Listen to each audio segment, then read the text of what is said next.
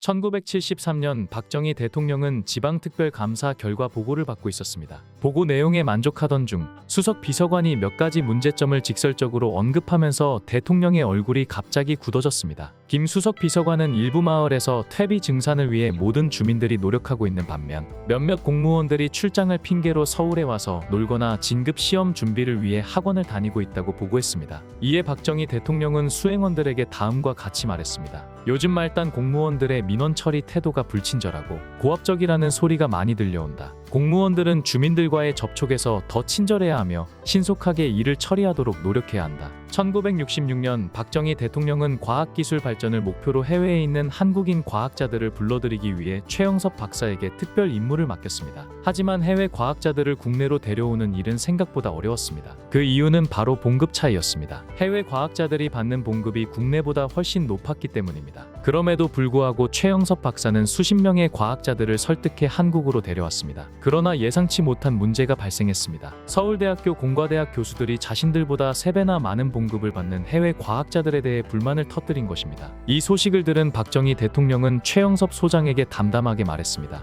나보다 많은 돈을 받는 사람들이 많습니다. 봉급 문제로 걱정하지 말고 그대로 진행하시오. 1973년 5월 박정희 대통령은 전라남도 광양만을 시찰하며 공업단지 개발 계획을 점검하고 있었습니다. 해안 경비정을 타고 광양만을 둘러보려던 중 썰물로 인해 큰 경비정이 해안에 접근할 수 없다는 문제가 발생했습니다. 보좌관이 밀물 때까지 기다리자고 제안했지만 박 대통령은 다음 일정 때문에 시간을 낭비할 수 없었습니다. 그는 단호하게 말했습니다. 하루가 시급한 공업단지 계획 결정을 두고 밀물 때까지 기다릴 수 없다. 조그만 배라도 마련해 보시오. 1969년대에 박정희 대통령은 정부의 경제 계획을 비판하던 남덕우를 재무부 장관으로 임명했습니다. 당시 야당과 일부 국민들은 박정희 대통령을 독재자로 비난했습니다. 그들은 박 대통령이 민주주의를 무시하고 당장 배고픈 국민들에게 필요한 식량을 제공하지 않으면서 무의미한 개발에만 몰두한다고 생각했습니다. 박정희 대통령은 이러한 비난을 알고 있었고 남덕우 장관과의 술자리에서 이렇게 말했습니다. 남 장관, 정치적 민주주의는 우리의 궁극적인 목표이지만 그러나 지금 상황에서는 민주주의가 우리 국민을 먹여 살리고 국가를 보호해 줄 것 같지 않소. 우리가 배고픔을 해결하고 북쪽의 군사적 위협에 대비하지 않으면 살아남기 어려운 것이 분명한 사실인데 왜 사람들이 이 점을 이해하지 못하는지 답답하기만 하오. 박정희 대통령 재임 시절 방송국 기자들 중에는 술을 즐기는 이들이 많았습니다. 이들은 종종 모여서 술자리를 가지곤 했습니다. 어느 날 박정희 대통령이 기자들을 초대해 함께 술을 마시게 되었습니다. 대통령과의 자리라서 평소보다 더 많은 술이 오갔고 그중 한 기자는 과음하여 심하게 취하고 말았습니다. 그는 정신을 잃은 듯이 대통령 앞에서 정치 이야기를 늘어놓기 시작했습니다. 갑작스러운 상황에 술자리의 분위기는 싸늘해졌고 다른 기자들은 만취한 동료를 말리기 시작했습니다. 그러나 박정희 대통령은 개의치 않고 웃으며 상황을 지켜봤습니다. 정신을 차린 기자는 부끄러움에 각하 죄송합니다라고 사과했습니다.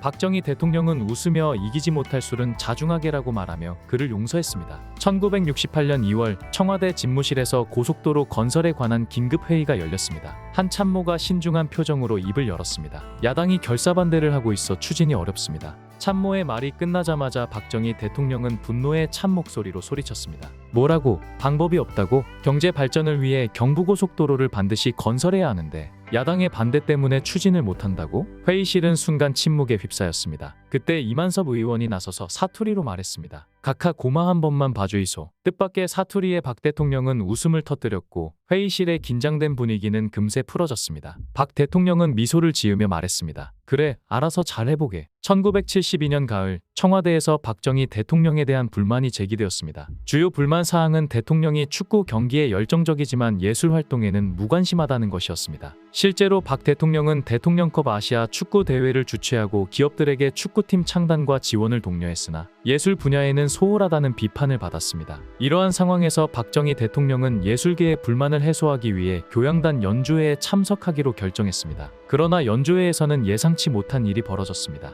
대통령을 위한 특별 순서로 어린이 합창단이 무대에 올랐고 연주회가 시작되자 사회자가 박 대통령의 업적을 찬양하는 시를 낭송하기 시작했습니다. 박정희 대통령은 불쾌감을 숨기지 못하며 도대체 왜 어린이 합창단을 동원한 것이요? 당장 이런 연주는 그만두시오라고 말했습니다. 이는 대통령이 예술 행사를 정치적으로 이용하려는 시도에 대해 강한 반감을 드러낸 순간이었습니다. 박정희 대통령 가족이 신당동에서 청와대로 이사하던 날이었습니다. 모든 짐 정리가 끝나고 출발 준비가 완료된 상태였습니다. 그런데 유경수 여사께서 갑자기 쌀과 연탄 몇 포대를 집에 두기 시작하셨습니다. 이를 본 한 사람이 여사님, 왜 쌀과 연탄을 남기고 가십니까? 라고 묻자 유경수 여사는 뜻밖의 답변을 했습니다. 새로 이사 오는 사람들이 처음엔 가게 위치를 몰라 많이 당황할 수 있을 거예요. 이거라도 있으면 덜 당황할 테니까요. 1971년 3월 5일 박정희 대통령은 한라산의 도립시범 농장을 방문했습니다. 그는 제주도민의 삶을 개선하기 위해 감귤 재배, 수산업, 축산업에 대한 집중적인 투자와 개발이 필요하다고 역설했습니다. 박 대통령은 제주 시민과 시장을 만나 다음과 같이 강조했습니다. 제주도의 소득을 크게 늘리기 위해서는 감귤 재배, 축산, 수산업에 집중적으로 투자하고 개발해야 합니다. 이러한 노력이 결실을 맺으면 제주도는 자연스럽게 관광지로서도 두드러지게 이름을 날리게 될 것입니다. 이 세 가지 사업에 모든 힘을 기울이도록 하시오. 박정희 대통령의 둘째 누나 박재희 씨는 어린 시절 박 대통령을 어버이처럼 돌보며 극진히 보살폈습니다. 고향에서 어렵게 생활하던 박재희 씨는 동생이 대통령이 되자 서울로 이사하여 도움을 청하기 위해 올케인 유경수 여사에게 편지를 보냈습니다. 유경수 여사는 이 편지를 박 대통령의 대구사범 동기이자 대통령 집안을 잘 알고 있던 청와대 비서관에게 전달했습니다. 그 비서관은 박 대통령에게 알리지 않고 박재희 씨를 위해 은행 대출을 알선해 주었고, 박재희 씨의 아들은 그 돈으로 택시 3대를 구입하여 운수업을 시작했습니다. 이 사실을 다른 경로를 통해 알게 된 박정희 대통령은 크게 화를 내며 조카에게 택시를 처분하라고 명령했습니다. 그리고 누나와 조카를 고향으로 돌아가게 했습니다. 박재희 씨는 대한민국 헌법에 거주의 자유가 있는데 대통령 누나는 서울에 살 자격도 없느냐고 항변했으나 박 대통령은 단호하게 그들을